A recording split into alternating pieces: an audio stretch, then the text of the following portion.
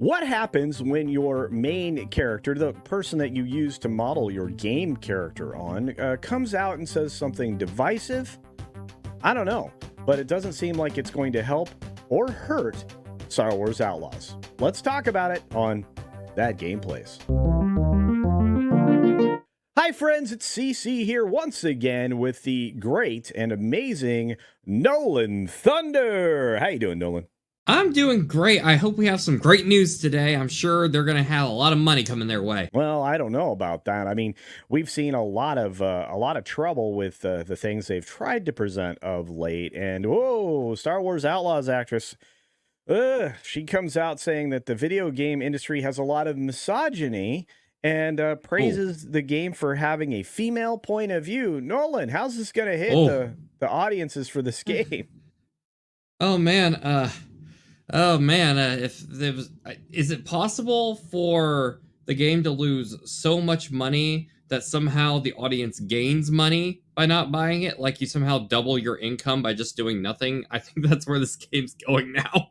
Well, if that were possible, I think you'd probably be onto something there. But hey, I mean, we just watched Concord have what it had, and that was not very good at all. It was very, very bad. But look, this Humberly Gonzalez, who actually is a very attractive young lady, is the actress who portrays Kay Vess in the Star Wars Outlaws game and says that the game industry has a lot of misogyny. In an interview with CGM, in the middle of August, the outlet's Dana Eileen asked, "So our nerdy fandoms, especially things like Star Wars, present very male dominated. Yeah, they are. Whether that's the creative team or the fans. What's it like to lead the charge on this, both as a creative team and a voice and the body of Star Wars Outlaws? To lead this male dominated universe and have it be women first right now." That seems like it's a very weird way to structure a set of questions, and it seems like this is a very purpose-driven interview. What do you think, Nolan? That's like, she doesn't bring up about any, getting like bullied by these people. It's like going into like a dog shelter and being like, "Man, where are all the cats at?" I mean, it's very rare that I've met people at like conventions and stuff who are just like, "Oh, I just hate being a woman at a gaming convention. It's just so awful." Like, don't get me wrong, a lot of women have to deal with sexism very frequently. It's unfortunate, but calling gamers like it's this evil empire, that's kind of extreme. Yeah, not only is it extreme, it's just something I think we expect these days. But apparently, there are multiple people in this interview, and the game's main writer, Nikki Foy, responded by recalling a moment when she made a lightsaber at Galaxy's Edge and then admitted she wanted to be Han Solo. I just cried very hard the whole. Why? I cried very hard the whole time because it was just like this brand meant so much to me, and I didn't have someone like Kay to really see myself in. Do you realize that if you are so into just the identitarian nature of everything, that you're never going to be comfortable in your own skin? That because the world doesn't see anything around them like you. That is a very limited, myopic viewpoint. I don't know. She went on to I add, hey, just a second, Nolan. She okay, went on okay, to okay. add, she went on to add, I loved Princess Leia, but I wanted to be Han, right? And I think getting to bring that to life is so special. And our whole team, really, that's been the goal from the beginning. It's been really special. Ooh, that's a very loaded question right there, but let me bring it on a little bit. So, I'm not one to determine when someone should be crying or not when they're emotionally. I cried a bit at the end of Wreck It Ralph 2. That's my confession. I am a major sap when it comes to good emotional stories I like. So, I'm glad she got to experience, that feeling, but I'm not happy that she was distraught, obviously. But it's one of those where you have to I just kind of feel like they almost live like people like her. Because I see this trend quite a bit where people are like, I'm like the only woman or whatever ad thing here. You can even say dude in some instances where, man, I'm the only one who's ever gone through this. And I just have to think, she said she was at Galaxy's Edge. That opened in like what, 2019 or whatever? So we've had like been into Disney Star Wars for a while there, and Kathleen Kennedy was leading the charge, who was a woman in power. And I mean, you're just kind of ignoring some of they were pushing for people like you. So the franchise was going in the direction for you. So I don't understand why you were so upset, but I'm not one to control how you feel about things. But I will say that isn't that the time where, because there's a lot of times where I've played a game and it's like, hey, like I might not be as cool as Ryu Hayabusa or as hot as Kasumi from Dead or Alive or something like that. But I love being a part of these worlds and playing as these characters. And if I really want to fantasize it up a bit, I can do some cool cosplay. I can model these characters. I can theme my life more as inspiration from them. I'm not one to control what you want to do with anything like that, but when you say like the core media of the subject, like the franchise now needs to revolve around you instead of you revolving around the franchise, you have to start questioning how much about this franchise do you actually like? There's a reason why the term fan fiction exists, because it gives you an opportunity to put yourself, make the world your own. And if you just warp what's around you and get emotional about to turn it into your own image, is that image what you even became a fan of in the first place? Yeah, I think that's a good point, but I want everybody here to understand this is about a video game, right? A video game needs to be made with customers in mind. And True. I would have to say that, this is not even anywhere close to the last Star Wars game that was released as far as the number of people that are interested in it. And then when we get around to the actual model that played Kay Vess, she shared her answer saying yes to being a leading woman, not just in Star Wars story, but in the video game industry, which also tends to have a lot of limitations and misogyny, please, and Uh, kind of in and out of politics of who can be a part of it and who you want to play as.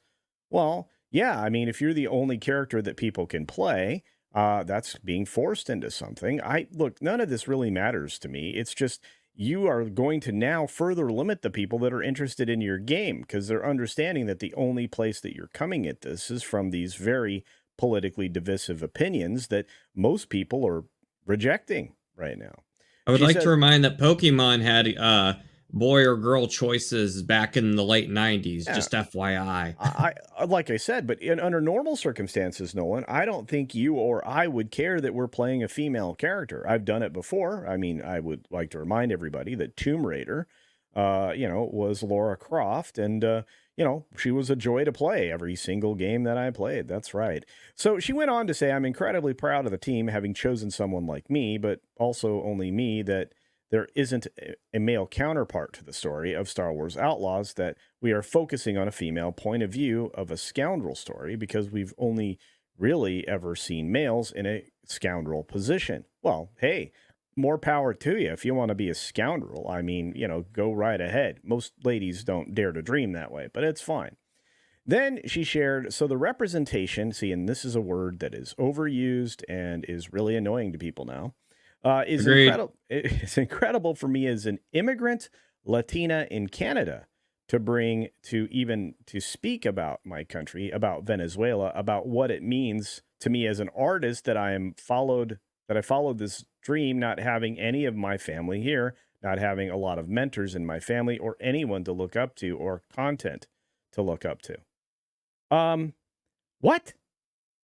Can you tell me more about, like, because all those things, like your Latina background, that's all stuff that you can control. That was stuff that was given to you. Please tell me about what you've done in life that you did control. Like, how did you get to this point working with Ubisoft? That I would like to know. Yeah, and here's the thing: this incredibly hardcore lean to one side of things and come at it from a political point of view.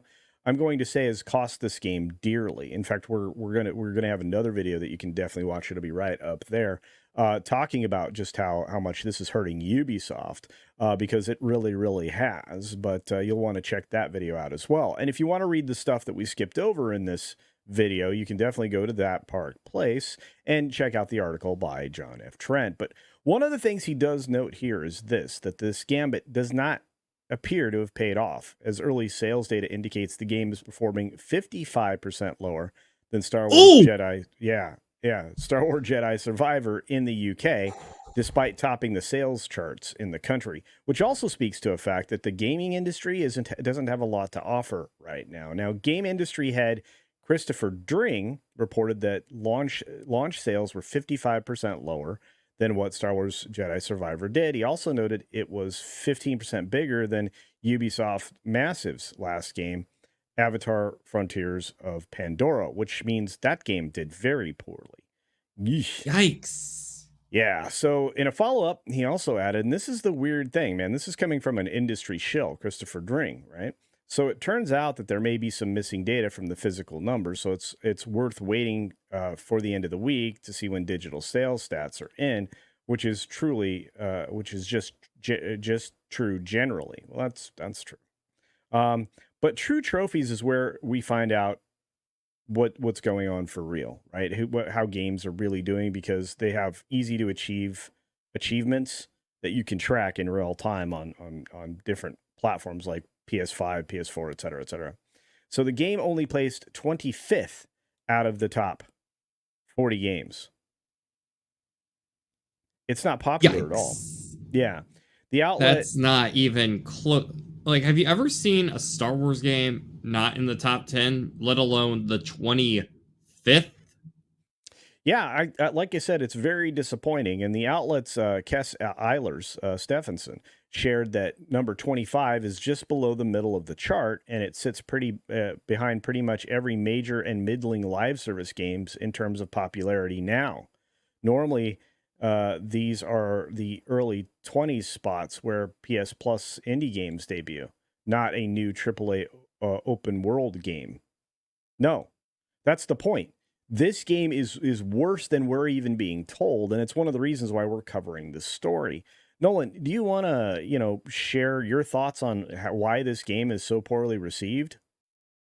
Yeah, sure. Okay, so I have a lot of history with Star Wars games. One of the first games I ever played, I might age some of y'all here, I apologize, but one of the first games I ever had a huge connection with was a game called Star Wars The Clone Wars on the GameCube. It was a little movie tie-in to Attack of the Clones, and it was fun. Like, my whole family enjoyed it. Just, like, you could control these little tanks and stuff, and even if you weren't into Star Wars, like, it was just a great strategy game. It was kind of like Halo. Like, you could go around and to have this amazing multiplayer. There was a great single player campaign. You destroyed stuff. You had a lot of different cool modes. It was fun. This game, when I see it, I don't think about, oh, this is this awesome immersive open world Star Wars game, or I get to use like all these different kinds of weapons and such. I see it as we hit a lot of checkboxes, and it's okay if some people want to like see themselves, if they're along those kind of belief structures in a Star Wars game. If you want, that's cool. But where are all the other features? Where is, like, if you're someone like me who might go for a more like Stellar Blade aesthetic game, like, I don't see something that really connects here. And you know what? That's fine. I don't always need to be the audience. But for something like Star Wars, that is known for having a massive appeal to a lot of people for being a certain way. That's why it's one of the top, or was one of the top franchises ever. And there's a storied history of all kinds of Star Wars games that have so many different perspectives and gameplay styles. You can make two completely different Star Wars games from each other. I don't think this game has even managed to land at the audience it was aiming for. And if you, like, just say if you made a Mario game where he didn't have his hat, and you're like, hey, everyone who doesn't have a hat, buy this game, it's not going to land. And I think they're doing that just in a more political way, and I think that's what's killing them. Well, I think it's a focus on an ideology that I think you're right. I think that's kind of the bigger problem, and it's actually reflected here in this last paragraph we're going to dive into. While the gambit to have Vess be the main protagonist seemingly did not pay off, it should not be surprising, especially to Ubisoft, given the Ubisoft Quebec's creative Scott Phillips revealed that when Assassin's Creed Odyssey players were given the choice to choose between Alexios or Cassandra, over 2/3 of them chose the male character, Alexios. That tells you that they're only appealing to 1/3 of the audience they used to have. At best, if they're only offering one option. This is going to be a big problem for them in the future. I mean, Phillips informed Game Informer back in 2018 via Destructoid that the split was 2/3 Alexios and 1/3 Cassandra specifically. I have to Oof. tell you, I don't know about you, Nolan, but I don't think I'm even giving this game a chance. In fact, the only person that I know on the channel for sure that's playing the game is Jonas, and Jonas has yet to give us his review of the game. He did do some online And we're gameplay making though. him do it. Yeah, we're gonna make him do it. I would Nolan, love to know historically, uh-huh. like how this game compares to, because there are literally like what, like 100 Star Wars games out there. I want to know how the sales figure of this game is going to compare to those games of the past, because like it's Star Wars has just become such a bubble now where it doesn't even resemble being a Star Wars game much anymore. I'd like to know, like, is this the biggest Star Wars failure ever, or have they done worse?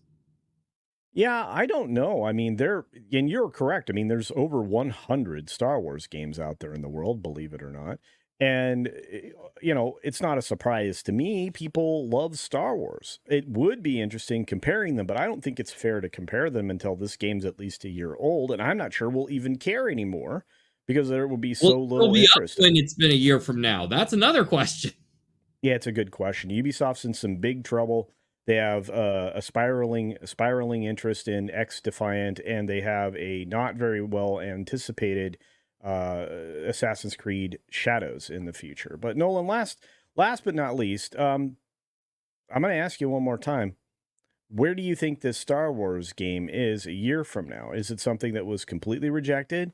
Did it sell? Did how many copies did it sell? Where is this game a year from now?